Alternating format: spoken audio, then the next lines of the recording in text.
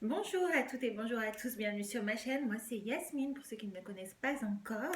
On se retrouve aujourd'hui donc comme vous l'avez vu dans le titre pour ma sélection parfum hiver 2022. Je suis tellement en retard, on est déjà mi-janvier et je ne vous avais toujours pas proposé ma petite sélection. Je vous avais fait celle de l'été mais pas celle de l'hiver, donc où j'étais passée. Je suis là pour rectifier le tir, ne vous inquiétez pas.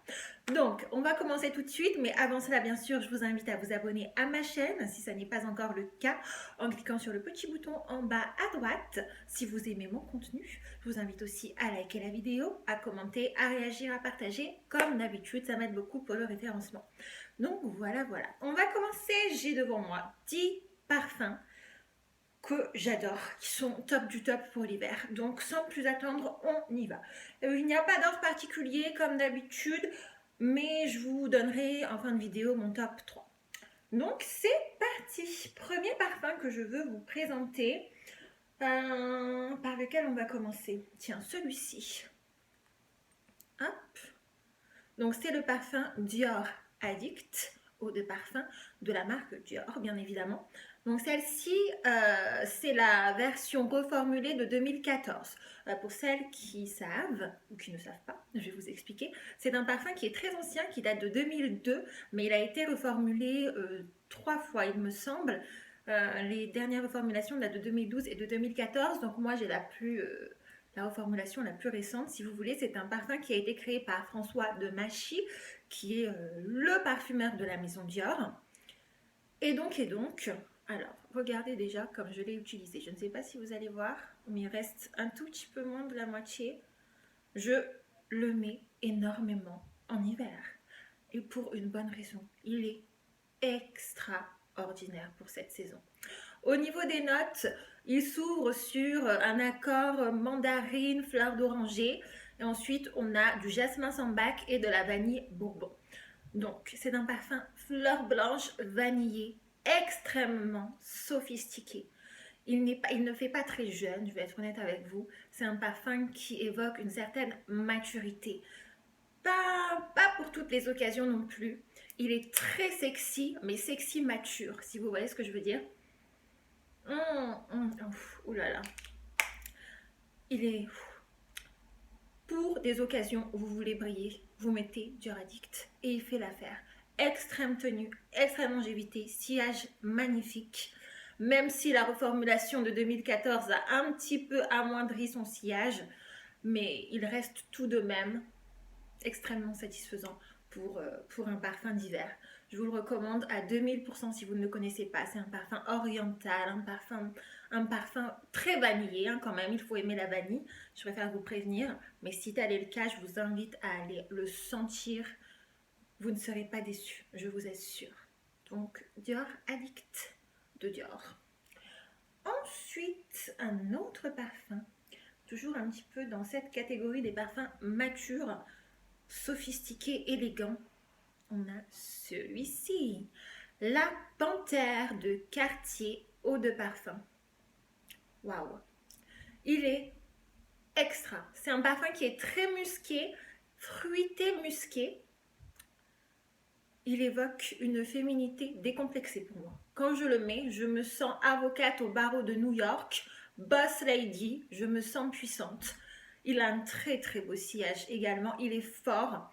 Il peut être considéré comme un parfum mixte, mais personnellement, je le vois plus porté sur une femme vraiment qui a de l'assurance. C'est un parfum qui va développer votre assurance. Je vous le recommande aussi. Peut-être pas si vous êtes très très jeune, si vous avez moins de 20 ans, mais à partir de 20 ans, si vous avez, boum, une grosse confiance en vous, vous mettez la panthère et vous allez tout réussir. C'est ça, c'est un parfum qui est extrêmement puissant, mais dans le bon sens du terme, si vous voulez. Il dure très bien, il tient sur les vêtements pendant des jours.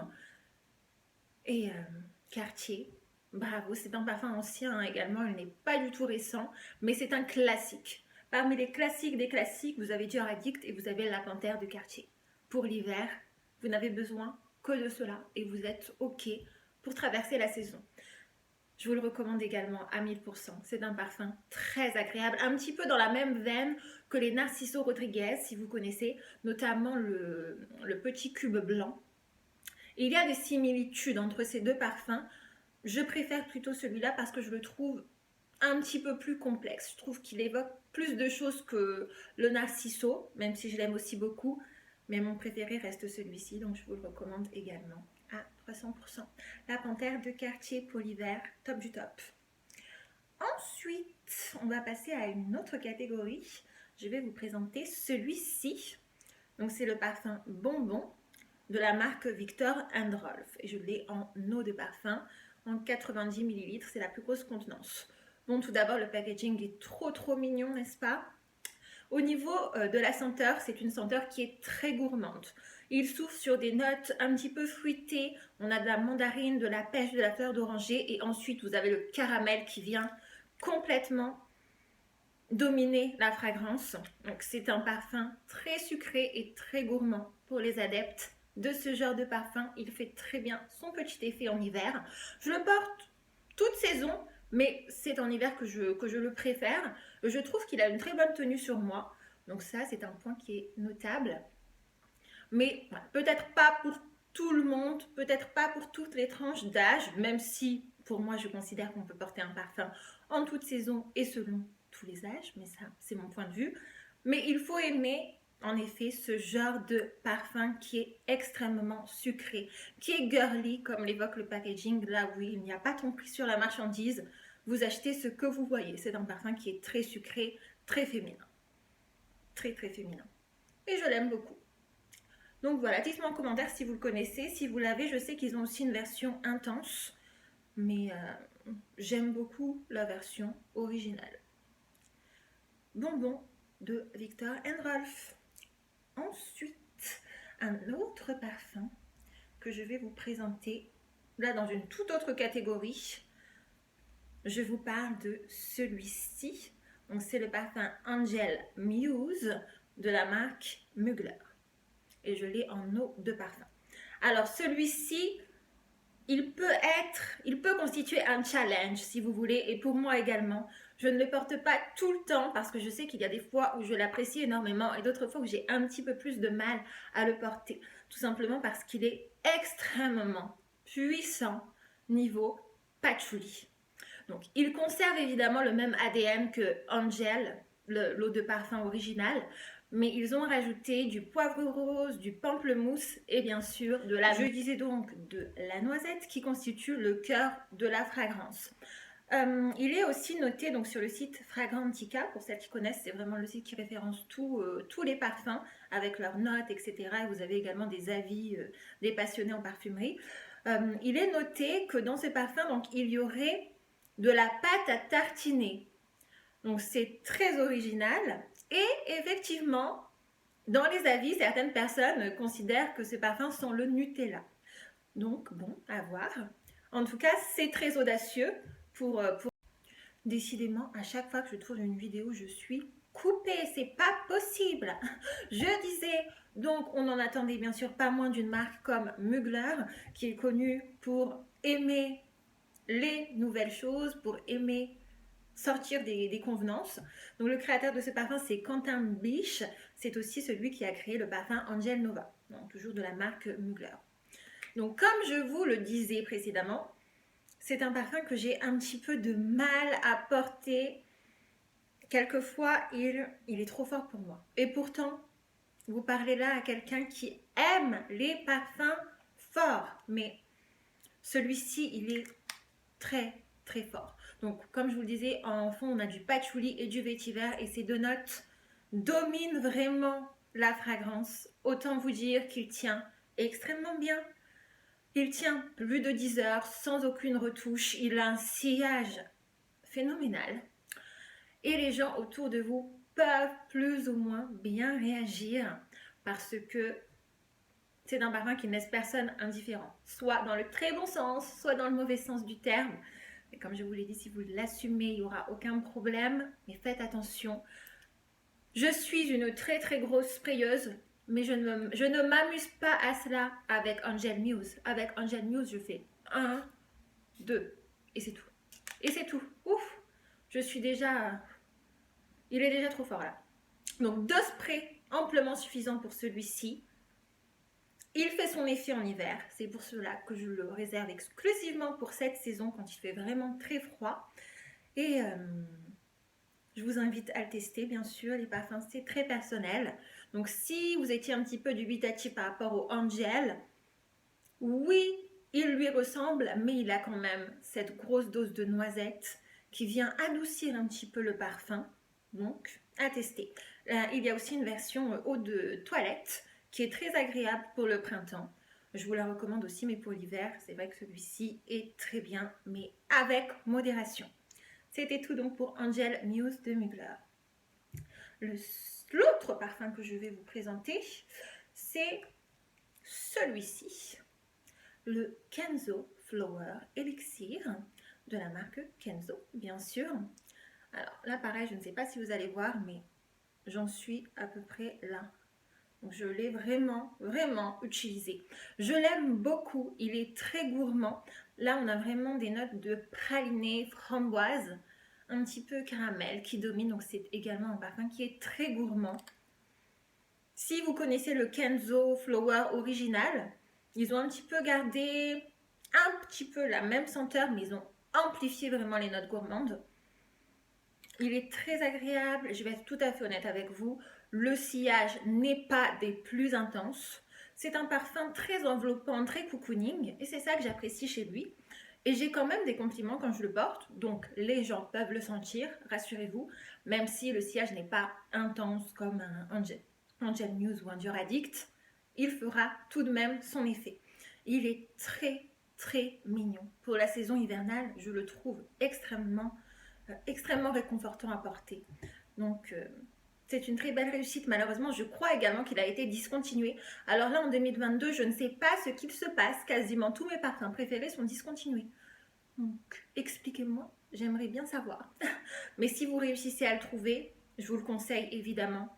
C'est un must-have pour l'hiver. Le Kenzo Flower Elixir. Ensuite, un autre parfum dont je veux vous parler. Bien sûr, pour celles qui me connaissent, ça ne sera pas une surprise. La Nuit Trésor de Lancôme. Le meilleur parfum du monde, je vous ai fait une revue spéciale pour ce parfum que je vous invite à aller voir. Je vous mettrai en barre d'infos si vous ne l'avez pas vu. C'est un parfum qui réunit tout ce que j'aime dans une fragrance sensuelle, sexy, fort, charismatique, mystérieux, fruité, patchouli, un petit peu boisé, ouf, fumé, tout. Il a tout. Top du top, rien à en dire de plus. Compliment, monstre de compliments. Que dire, si ce n'est aller le sentir et achetez-le. Si vous aimez, comme moi, des parfums qui font un effet du tonnerre, je vous le recommande à 1000%. La Nuit Trésor de Lancôme, c'est le parfum que vous devez porter en hiver si vous aimez le type de parfum que je vous recommande habituellement, bien sûr. Voilà.